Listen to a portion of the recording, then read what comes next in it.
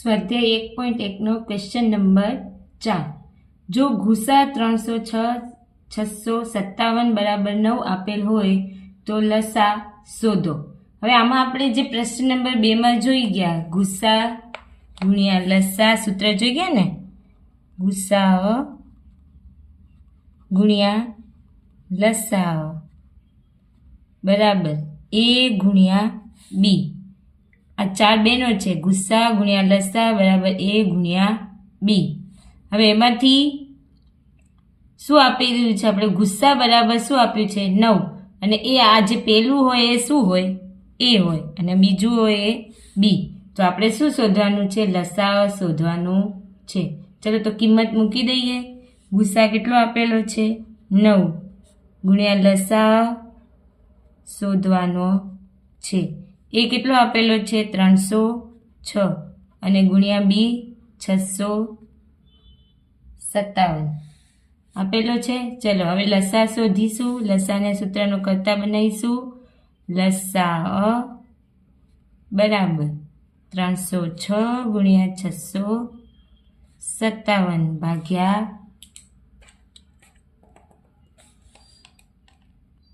9. કેટલા આવશે? 9. ચલો 9 આ વડે બી ભાગી શકાશે અને આના વડે બી ભાગી શકાશે. આપણે ભાગીએ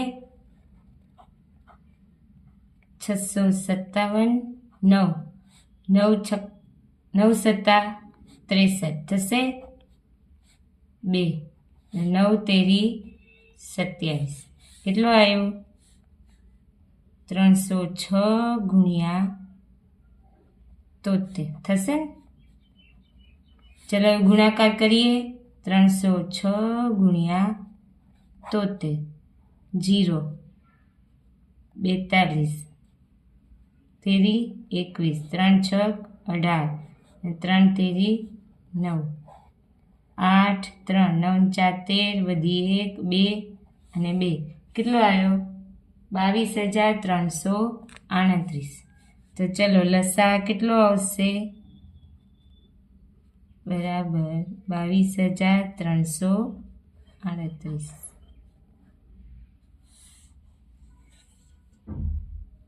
ચલો હવે જોઈએ ક્વેશ્ચન નંબર 5. શું આપેલું છે? કોઈ એક પ્રાકૃતિક સંખ્યા n માટે 6n કે 6ની n ઘાતનો અંતિમ અંક 0 થાય કે નહીં તે ચકાસો. હવે આપણે તો એને ખબર પ્રાકૃતિક સંખ્યા ઇંગ્લિશમાં શું કહેવાય? Natural number.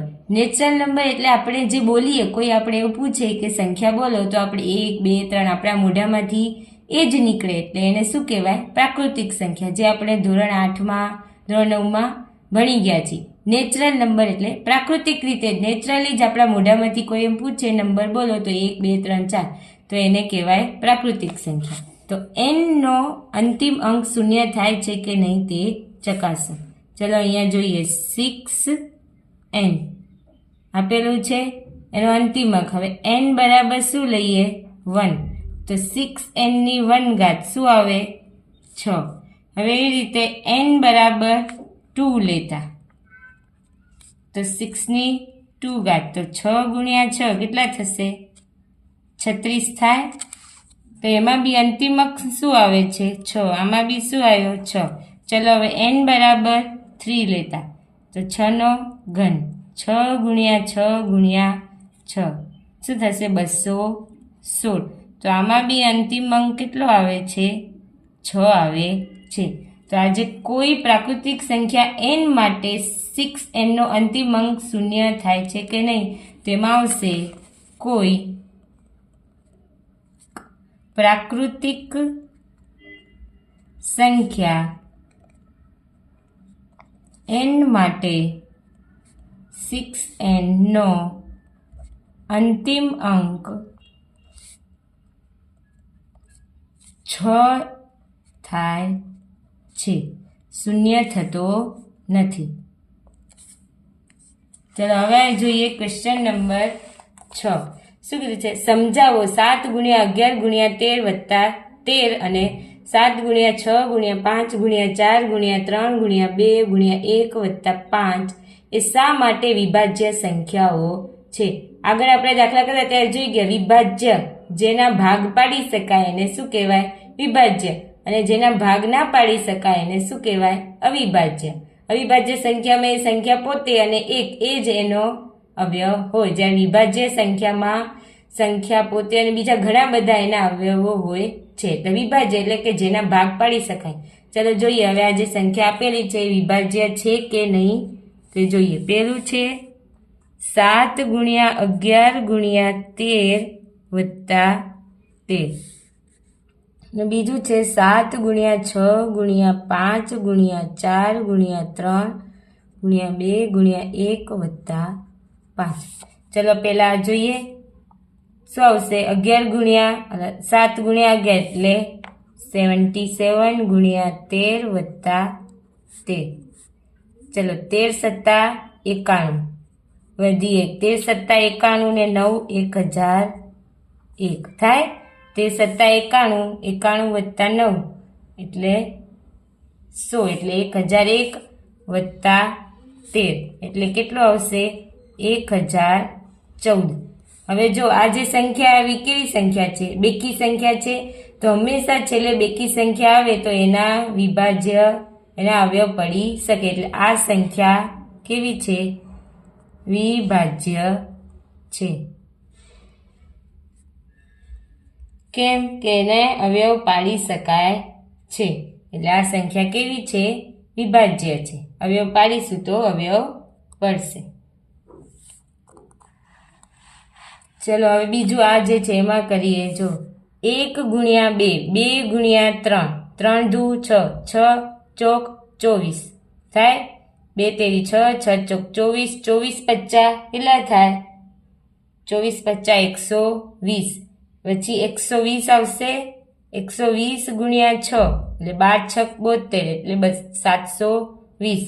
720 × 7 કરીએ. 20 × 7 7 દુ 14 49 ને 50 એટલે કેટલી આવશે? 540 5040. સોરી કેટલું આવશે? 5040. તો એમાં આપણે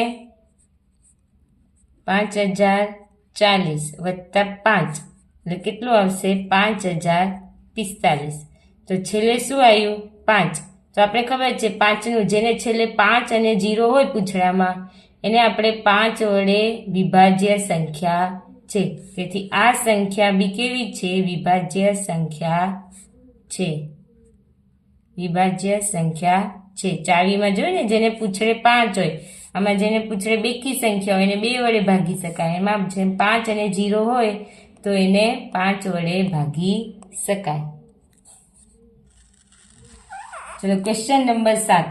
એક રમતના મેદાનમાં વર્તુળાકાર માર્ગ છે. રમતનું મેદાન છે કેવું છે? વર્તુળાકાર. સોનિયાને તેનું એક પરિભ્રમણ પૂર્ણ કરતા 18 મિનિટ લાગે છે, જ્યારે રવિને તેનું એક પરિભ્રમણ પૂર્ણ કરતા 12 મિનિટ લાગે છે. બે ભાઈ બહેન છે સોનિયા અને રવિ. બંને જણ વર્તુળાકાર માર્ગ પર પરિભ્રમણ કરે છે. સોનિયાને 18 મિનિટ લાગે છે, જ્યારે રવિને 12 મિનિટ. ધારો કે બંને એક જ સમય એક જ બિંદુએથી એક જ દિશામાં પરિભ્રમણ કરવાનું શરૂ કરે છે. પહેલા એક જ સમય એક જ દિશામાં પરિભ્રમણ કરે છે, તો કેટલી મિનિટ બાદ બંને ફરીથી પ્રારંભ બિંદુ પર ભેગા થશે? તો આપણે આમાં ભેગા થશે એમાં શું લેવાનો? લસા. ચલો પહેલા તો 18 લસા 18 ના ભાગ પાડી તું શું આવે? 2 દુ 4 થાય. એટલે 2 તેરી 6 અને 6 તેરી 18 થાય. 2 તેરી 6 અને 6 તેરી 18. એવી રીતે 12 ના ભાગ પાડીએ તો 2 દુ 4 અને 4 તેરી 12. હવે આપણે ખબર છે લસામાં શું લેવાનું હોય? પિકનિકમાં આપણે જોયું હતું જે ધોરણ સેમ હોય એમાં તો એકવાર લખવાનું. એક 3 સેમ છે, અહીંયા 2 સેમ છે. 3 × 2. બાકીના જે ધોરણ બચ્યા કયા બચ્યા? બીજી વાર 3 અને 2. આ બધાનો ગુણાકાર. 3 દુ 6 6 તેરી 18 અને 18 દુ 36 એટલે 36 મિનિટે ક્યાં તો આ લખેલું છે? આ તો સોનિયા અને રવિ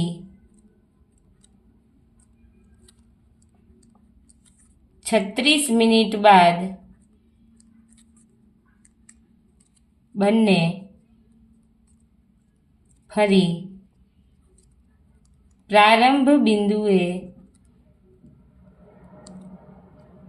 બિંદુ પર ભેગા થાય.